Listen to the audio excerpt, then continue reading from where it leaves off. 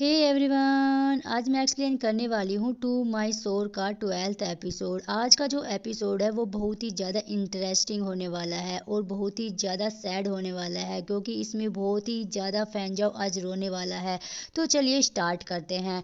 Episode के starting में दिखाया जाता है कि मिस्टर यू जाते हैं तो फैंजाओ उसका पैर पकड़ लेता है और कहता है प्लीज़ मत जाओ, और कहता है कि मैं उस तरह का आदमी हूँ जो लोगों को अच्छा होते हुए नहीं देख सकता हूँ, यही कहता है। और कहता है कि लोग बुरे होते हैं, दयालुता कभी भी खरी नहीं उतरती है। एक बार जब तुम स्वार्थ में शामिल हो जाते हो, कोई भी दयालु नहीं होता है।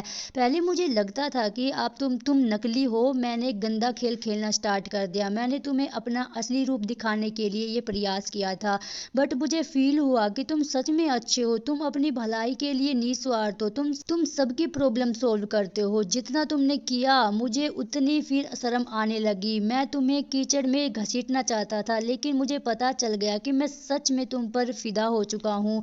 मैं बस इतना चाहता हूँ कि तुम मुझ पर थोड़ी दया करो, लेकिन मैं ये एडमिट नहीं करूँगा कि मैं तुमसे प्यार करता हूँ। मैंने सोचा अगर तुम बिस्तर पर लेटा दूंगा तुम्हें, तो मेरी टेंशन थोड़ी चली जाएगी। मेरे अंदर से जो मेरी आग है वो जल जाएगी। मैं आसानी से जा सकता हूँ, लेकिन तुमने मेरे झूठ को उजागर करना शुरू कर दिया। मैं बदल गया हूँ। मुझे ये चिंता नहीं है कि रिश्ता कौन खत्म कर रहा है। और कहता है कि जाओ, गायब हो जाओ। मुझे उम्मीद नहीं थी कि इतना दर्द होगा इसमें। मैंने तुम्हें अपने पास रहने के लिए बार बार धमकाया तुम्हें कि मेरे पास रहो। ये गलत था, लेकिन मैं क्या कर सकता था? तुम्हें रोकने के लिए मैं क्या कर सकता था बताओ। वो रोते हुए कहता रहता है और कहता है कि मैं कोई भी कीमत चुकाने को तैयार हूँ, प्लीज मुझे एक और मौका दो। कहता है कि चलो फिर से शुरू करते हैं। तभी मिस्टर यू अपना हाथ हटा लेते हैं और कहता है कि मैंने सोचता था कि तुम मेरे साथ ऐसा क्यों कर रहे हो, लेकिन तुमने इसलिए किया कि मैं एक अच्छा इंसान हूँ, मैं एक अच्छा आदमी हूँ। मेरा काम, मेरी फैमिली तुमने सब बर्बाद कर दिया। तुमने मेरी थोड़ी बहुत खुशियाँ बची थी वो भी खत्म कर दी। ये सब इसलिए किया कि मैं एक दयालु हूँ। तुमने ऐसा क्यों किया? अपमान करना, झूठ बोलना, बार बार धमकी देना। तो ये चलो दोबारा शुरू करते। और ये पूछने की हिम्मत तुम्हारे पास आती कहाँ से है? क्या तुम्हें नहीं लगता तुम्हें मरना चाहिए? फैंजाओ कहता है कि मैं मरने के लायक हूँ, मैं जानता हूँ मैं नरक में जाऊंगा। और कहता है कि प्लीज मुझे आखिरी बार बचा लो। और कहता है कि मैं अपने आप को ज्यादा इंपॉर्टेंस दी। यू कहता है तुमने मुझे लास्ट में नीचे ही खींच लिया, जहाँ वापस जाने का रास्ता ही नहीं है। तुम्हें कोई नहीं बचा सकता अपने आप को छोड़कर। फैंजाओ कहता है तुम्हारा क्या मतलब है? मिस्टर यू कहते हैं कि तुम सच में रिग्रेट हो तो मुझे जाने दो और अपने आप को जाने दो। मिस्टर फैंजाओ कहता है कि नहीं जाने दे सकता।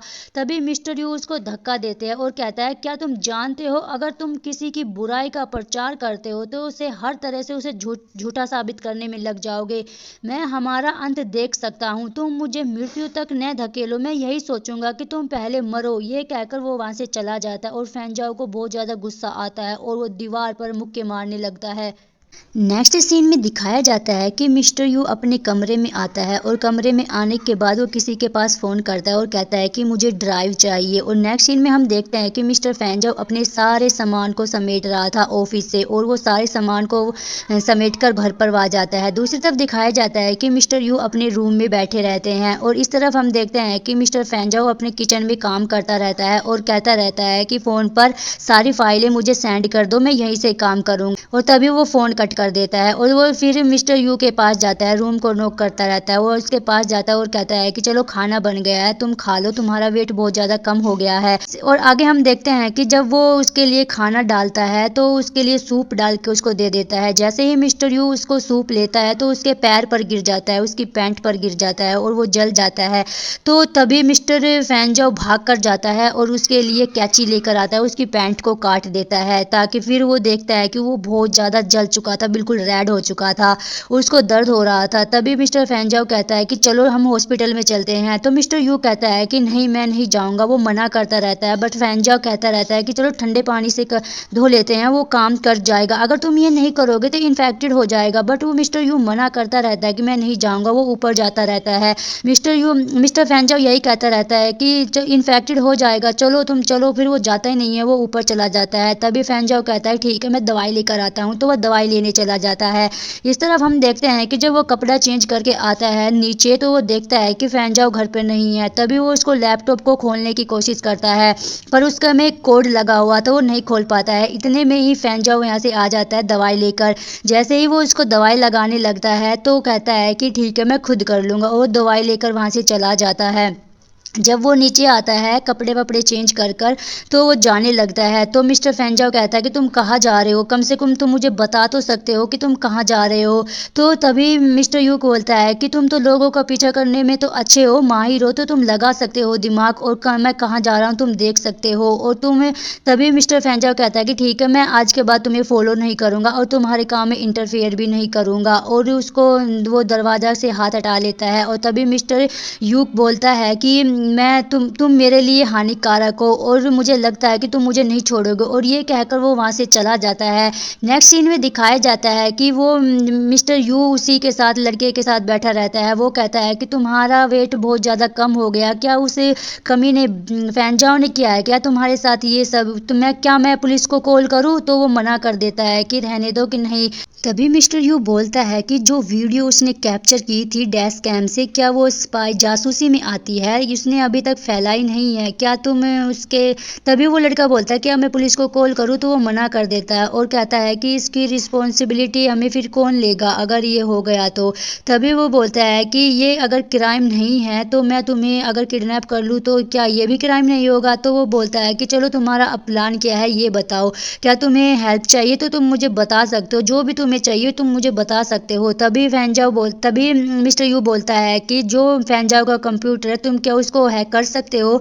तो वो बोलता है कि मैंने कंप्यूटर साइंस में पढ़ाई की है, मेरे डैड ने ज़बरदस्ती फोर्स किया था पर मैं गिव अप नहीं करना चाहता था अपने ड्रीम को, उस पर मुझे नहीं पता था कि इस कमीने के लिए मुझे ऐसी की डील भी करनी पड़ेगी। तभी यू बोलता है कि उस कंप्यूटर को तुम हैक कर सकते हो क्या, या फिर वो लड़का बोलता है कि कोई भी सिस्टम को हैक नहीं कर सकता है बट कुछ सिक्योरिटी लेवल होते हैं उस पर डिपेंड करता है। तभी उसको एक पेन ड्राइव दे देता है। जैसे ही वो पेन ड्राइव को कंप्यूटर में लगा कर देखता है तो वो कहता है कि ये तो बिल्कुल ईजी है, इसको तो मैं कर सकता हूँ, क्या तुम फैनजाओ के अगेंस्ट प्लानिंग कर रहे हो क्या। तो मिस्टर यू बोलता है कि मैं तुम्हारा कैसे थैंक्स कर सकता हूँ। तभी वो लड़का बोलता है कि थैंक करनी है तो उसकी तरफ देखने लगता है। तभी वो बोलता है मिस्टर यू बोलता है कि तुमने क्या वो वीडियो देखी है। तभी वो बोलता है कि नहीं मैंने देखी है पर पूरी नहीं देखी है, मैं फैनजाओ की तरह नहीं हूँ कि इस तरह से वीडियो रखूँ, और तुम तो जानते हो ना मैं फिजिकल टच नहीं रखता हूँ। तभी मिस्टर यू बोलता है कि तो चलो बताओ मुझे मैं तुम्हारा कैसे थैंक यू कर सकता हूँ। तो फिर वो लड़का बोलता है कि अगर तुम्हें थैंक यू करना ही है तो फिर फैनजाओ को छोड़ दो, उसको छोड़कर मेरे पास आ जाओ, क्या तुम ये कर सकते हो। तो फिर कहता है कि मैं तुमसे रिक्वेस्ट कर रहा हूँ, क्या तुम मुझे एक चांस दे सकते हो। मिस्टर यू बोलता है कि सॉरी अभी हमने डेट के बारे में नहीं सोचा है। तभी वो लड़का बोलता है कि तो फिर मैं वेट करूँगा तुम्हारे लिए। तो तभी बोलता है कि ठीक है मैं वेट कर सकता हूँ। और उसकी जो फाइल वगैरह थी उसने बोलता है उसमें अपने कंप्यूटर में डाल ली थी और कहता है कि ठीक है अब मैं जा रहा हूँ। तो वो वहाँ से चला जाता है और तभी मिस्टर यू वहाँ से जाने लगता है तो मेरे फैनजाओ का भाई वहाँ पर होता है। तो तभी वो उससे कहता है कि डायरेक्टर यू फैनजाओ कब मर रहा है तुम्हारे हाथों से, और मैं तो बिल्कुल ही सब्र नहीं कर सकता हूँ, मैं तो मरा जा रहा हूँ उसको देखने के लिए। तभी मिस्टर यू उसके पास आता है और कहता है कि तुम फैनजाओ से इतनी नफरत क्यों करते हो, क्या बिगाड़ा है उसने तुम्हारा। तो तभी वो बोलता है कि ये फैलाने की ज़रूरत नहीं है, मैं तो सिर्फ स्ट्रगल कर रहा हूँ पावर और प्रॉफिट का। हम तीन भाई हैं और तीनों की माँ अलग अलग है। जो सबसे बड़ा है उसकी जो माँ थी मेरे पापा सबसे पसंद उसको करते थे, और फिर सबसे फेवरेट थी उसकी माँ। मेरी जो मोम है वो बिल्कुल भी पसंद नहीं करते थे, और जो फैनजाओ है वो सबसे लास्ट वाला था। और मुझे नहीं लगता कि जो इस फैमिली में है एक सबसे बड़ा तो डिवोर्सी है और तीसरा सबसे अनमैरिड है। तो मुझे फाइट करने की ज़रूरत है और इस फैमिली में मुझे अपना जगह बनानी है। तभी वो कहता है कि फ़ान भी अब घर पर ही काम करने लगा है और उसका कंप्यूटर भी घर पर ही रहता है, तो तुम मेरा पेन ड्राइव उसके लैपटॉप में लगाकर देख लो, काम अपना पूरा करो। पर अगर तुम ऐसा करोगे तो तुम उसका सारा डाटा मेरे कंप्यूटर में मेरे पास आ जाएगा अपने आप, और फिर सब कुछ हो जाएगा। लेकिन तभी दिखाते हैं कि वो बहुत ही ज़्यादा हो गया था। जब से मैंने तुझे पेन ड्राइव दिया है कुछ भी नहीं आया है मेरे पास अभी तक। लेकिन तभी उससे कहता है कि तुम दूसरा प्लान भी तो कर सकते हो। लेकिन तभी उसे कहता है कि मैं बस फ़ान के साथ खेल रहा हूँ, अब मैं उसकी रिपोर्ट भी करूँगा, जिसकी वजह से परिवार में उसकी स्थिति काफ़ी ज़्यादा बिगड़ जाएगी। क्या यह और अच्छा नहीं होगा? उसकी बातें सुनने के बाद फैनजाओ का भाई भी चौंक जाता है। उसे कहता है कि हाँ, यह बहुत अच्छा है, और उससे कहता है कि फ़ैन के खिलाफ मुझे कोई भी एविडेंस मिलता है मैं तुम्हें ज़रूर दूंगा। उसके साथ तुम जो करना चाहते हो तुम कर सकते हो। लेकिन तभी उसे ताना भी मारता है। उसे कहता है कि लगता है तुम फैनजाओ के डाटा अपने पास लेने में काफ़ी ज़्यादा उतावले हो रहे हो। लेकिन उससे कहता है कि डाटे में कुछ राज छुपा हुआ है, मुझे ऐसा लगता है। और तभी उसका भाई कहता है कंपनी में मेरी कोई भी पोजीशन नहीं है, इसलिए मैं ज़्यादा प्रेशर कर रहा हूँ। उसे कहता है कि मैं बस मजाक कर रहा हूँ। लेकिन तभी उसे कहता है कि मैंने कोशिश की थी, लेकिन उसका जो कंप्यूटर में पासवर्ड है वो बहुत ही स्ट्रोंग है, वो खुल नहीं पाया। लेकिन तभी उससे कहता है कि तुम्हें मैं माफ़ी मांगता हूँ ये सब ना करने के लिए, और वहाँ से जाने लगता है। तभी उसका भाई वहाँ उसे रोक देता है और कहता है कि अभी थोड़ी देर हुई है, तुम कुछ महीने और ले सकते हो। और उसे कहता है कि फैनजाओ तुम्हारी वजह से पहले ही काफ़ी ज़्यादा प्रॉब्लम में आई है। लेकिन तभी आगे उसे यह भी कहता है कि पहला रास्ता काम नहीं किया, लेकिन अब मैं तुम्हें दूसरा रास्ता बता सकता हूँ, तुम उससे बदला लेना चाहते हो ना?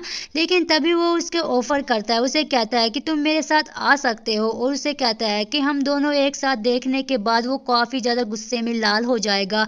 तुम्हें ये प्लान कैसा लगता है? लेकिन तभी उसके करीब आकर उससे कहता है कि मुझे सही लगता है, और अगर आप मेरे नीचे आओगे और मैं बिल्कुल टॉप में रहूँगा तो मुझे कोई भी प्रॉब्लम नहीं है। लेकिन तभी उसका भाई उसे कहता है कि मैं बस तुमसे यह कह रहा था कि हम बस एक्टिंग करेंगे। और तभी उससे कहता है कि फ़ैन के साथ पहले सिर्फ इसलिए था क्योंकि वो बिस्तर में अच्छा था, लेकिन मैंने कभी भी नहीं सोचा कि वो पागल आदमी है। और उससे वार्निंग देता है कि उससे कहता है कि तुम बचकर रहना, वरना तुम सब खुद खोद दोगे ये वहाँ से चला जाता है ये कहकर। लेकिन तभी उसकी बात सुनकर उसके भाई को काफ़ी ज़्यादा गुस्सा आता है, और अपने मन में कहता है कि ये तो मुझे धोखा देने की सोच रहा है, लेकिन मैं ऐसा नहीं होने दूंगा। तभी हम देखते हैं कि उसके और उसके भाई की जो सारी बातचीत की थी वो रिकॉर्ड कर ली थी अपने फ़ोन में। आगे वो सुनने के बाद यह कहता है कि यह सुनने के बाद फ़ान तो काफ़ी ज़्यादा गुस्सा हो जाएगा और जीत मेरी हो जाएगी। आगे हम देखते हैं कि मिस्टर फ़ान अपना लैपटॉप लेकर उसके दरवाजे को खटखटाने लगता है। उससे को कोई रिस्पॉन्स ही नहीं मिलता तो अंदर आ जाता है। अंदर आने के बाद उससे कहता है कि मेरी कंप्यूटर की फ़ाइल को कुछ हो गया है, क्या तुम देख सकते हो? उसे कहता है कि मेरे पास जो दवाइयाँ हैं, लेकिन मुझे नहीं पता कि मार्केट में इसकी वैल्यू कितनी होगी। लेकिन तभी उसे ताना मारते हुए कहता है कि इन सब में तो तुम एक्सपर्ट हो ना, तुम मुझे क्यों पूछ रहे हो? लेकिन वो उससे कहता है कि मैं दोनों के प्राइस जानता हूँ, लेकिन दोनों ही फॉर्मूलेज एक जैसे ही नहीं है, मुझे नहीं पता कि सबकी ज़्यादा क्या रेट है क्या नहीं। और वो मान जाता है उसकी हेल्प करने के लिए। और फैनजाओ अपना लैपटॉप उसके सामने रख देता है। तभी वो पानी पीने लगता है, तो उसको कहता है कि मैं तुम्हारे लिए पानी लेकर आता हूँ। तभी वो कहता है कि तुम्हारे पास जो जूस है वो लेकर आओ। तो वो कहता है कि नहीं मैं बनाता हूँ अभी। तो वो चला जाता है। उसे कहता है कि मैं तुम्हारे लिए नया लेकर आता हूँ, और दरवाज़ा बंद करके वहाँ से चला जाता है। और फैनजाओ के जाने के बाद वो अपना जो पेन ड्राइव है वो निकालता है, उसे उसके लैपटॉप में कंप्यूटर में लगा देता है, और सारी कोडिंग को उसमें पेन ड्राइव में ले लेता है। और जैसे ही फैनजाओ एंटर करता है, अंदर आने के बाद फैन उसे कहता है कि कल का जूस थोड़ा सा बचा हुआ था, इसलिए मैंने इसमें थोड़ी शुगर डाल दी है। और हम देखते हैं कि जब उसके ये बारे में उसे पता चला था तो फैनजाओ उसकी तरफ ही देखता रहता है, और फिर भी यह बात नोटिस करता है। तभी वो उसका लैपटॉप बंद कर देता है। उसे कहता है कि अगर तुम्हें मुझसे कोई और काम नहीं है तो तुम यहाँ से जा सकते हो, मुझे सोना है। लेकिन तभी वो वहाँ से उठकर चला जाता है। आगे हम देखते हैं कि फैनजाओ उसे कहता है क्या हम आज रात ये कर सकते हैं? लेकिन तभी वो उसकी तरफ मुड़ जाता है, उसे ताना मारता है कि तुम मुझसे क्यों बता रहे हो? आज तक तुमने वही किया है जो तुम्हें अच्छा लगा है, आखिर तुम्हें कब से दूसरों की मर्जी की परवाह होने लगी है? वो उसे कहता है है कि मैं तुम्हें मजबूर नहीं करना चाहता, लेकिन तभी वो हंसने लगता है। उसे ताना मारते हुए कहता है कि तुम मुझ पर जबरदस्ती नहीं करना चाहते हो, तुमने मेरी पूरी जिंदगी बर्बाद करके रख दी है, लेकिन अब तो तुम मुझे कैद करना चाहते हो। तभी वो उसे कहता है कि मुझे पता है मैं यहाँ से क्यों नहीं चला गया, क्योंकि मैं तुम्हारे नियंत्रण से बच नहीं सका। तुम मेरे लिए सिर्फ वही आदमी हो जो मेरा इस्तेमाल कर रहे हो और कुछ नहीं। लेकिन तभी हम देखते हैं कि उसकी बातों की वजह से मिस्टर फान उस पर काफी ज्यादा गुस्सा आने लगता है, और तभी हम देखते हैं कि मिस्टर यू आते हुए अपने शर्ट के बटन खोलने लगता है और उसे कहता है कि मैं तुम्हारा जो भी लगता हूँ, लेकिन अभी मैं संतुष्ट कर सकता हूँ। लेकिन तभी उसे किस करने लगता है। वो मिस्टर यू मुड़ जाते हैं और उसको बेड पर पुश कर देते हैं और उसको ऊपर चढ़कर उसको किस करने लगते हैं। लेकिन तभी हम देखते हैं कि वो इमोशनल हो जाता है और फैन के साथ बिताए हुए यादों के बारे में सोचने लगता है। तो गुस्सा आने लगता है और वो उसको फ्लिप करके उसके ऊपर चढ़ जाता है, उसका गला पकड़ लेता है, उसे गुस्से से कहता है कि फैन जाओ, मैं तुम्हें मार दूंगा। लेकिन उसे ताना मारता है, उसे कहता है कि तुम अपने हाथ गंदे मत करो, तुम्हारे हाथ उसके लायक नहीं है। लेकिन तभी उसको यह भी कहता है कि तुम जो चाहते हो जल्दी होगा, उसमें ज्यादा समय नहीं लगेगा। लेकिन तभी वो इमोशनल हो जाता है, उसे कहता है कि तुम क्या बात कर रहे हो। वह अपना हाथ उसकी गर्दन से हटा लेता है। लेकिन तभी फैन जाओ उसे पकड़कर किस करने लगता है, उसके साथ इंटीमेट होने लगता है, लेकिन वो इमोशनल हो जाता है फिर से। नेक्स्ट मॉर्निंग हम देखते हैं कि मिस्टर यू अपनी माँ से मिलने के लिए मंदिर आ जाता है। लेकिन तभी उसे याद भी आता है कि कैसे बचपन में उसे अडॉप्ट किया था, लेकिन उसके पेरेंट्स ने उसे फिर से कचरे में फेंक दिया था।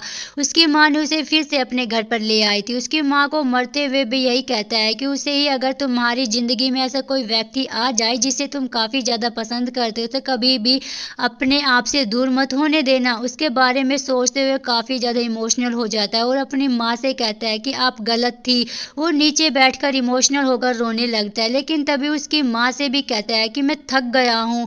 फिर मिस्टर फैन जाओ सब नकली है, वो भी और ज्यादा रोने लगता है इमोशनल होकर। आगे हम देखते हैं कि फैन जाओ वो मोतियों की माला को गिनता रहता है। लेकिन तभी उसका दोस्त उसके साथ बातचीत करता है, लेकिन उसके दोस्त की बातों के ऊपर उसे ध्यान नहीं देता। उसका जो हाउस कीपिंग है, एक औरत अंदर आती है, उसे कहती है कि मैंने दरवाजा खटखटाया, लेकिन अंदर से कोई भी आवाज नहीं आ रही थी।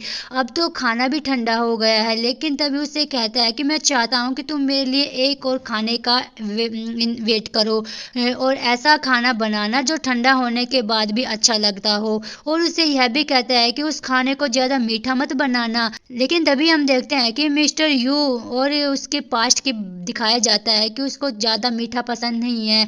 मिस्टर फैन उसके बारे में याद कर रहा था। लेकिन तभी उसका दोस्त ताना मारते हुए कहता है कि पहले तो तुम मुझ पर हमेशा वो नजर रखा करते थे, बट अब तो तुम ज्यादातर अपने ऑफिस में ही रहते हो। वो मिस्टर फैन जब अपने आप में यह कहता है कि अगर मैं उसे दूर रहूंगा तो मैं उसे सुरक्षित रख सकता हूँ। लेकिन तभी उसका आदमी एंटर करता है, उसे कहता है कि आपका मेहमान आ गया है।